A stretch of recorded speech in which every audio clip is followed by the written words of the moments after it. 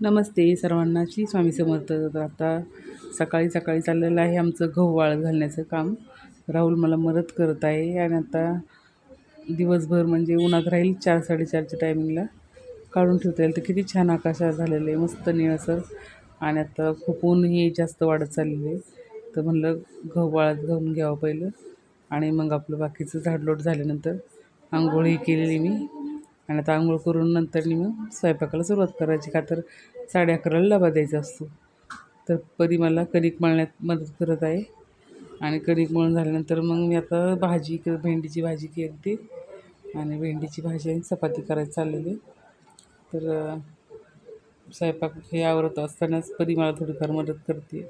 आता तिला सुट्ट्या चालू असल्यामुळं ती जरा मशीन लावून घेत होती. तर मला विचारत होती पावडर बरोबर आहे का. तर मी आणि ते झाल्यानंतर दुपारी आम्ही थोड्या वेळ झोपलो होतो आणि त्यानंतर मग मी दळण करायचं चालू केलं आणि दळण वगैरे चालले माझं दळण करायचं. आणि 4 वाजता परीचे पप्पा आले होते. तर त्यानंतर आम्ही जरा थोडंसं बदाम शेक केलेलं आहे. त्याची रेसिपी पण येईल, पण आता सगळं घाईगडबडीत केल्यामुळं मी काही शूट नाही केलेलं. तर बदाम शेक कसा झाला ते तुम्हाला नक्की सांगेल. बदाम शेक खूप छान झाला होता आणि त्याची रेसिपी पण येईल. आणि मुलांना तर फार आवडला बदाम शेक केलेला आणि खूप छान झाला होता.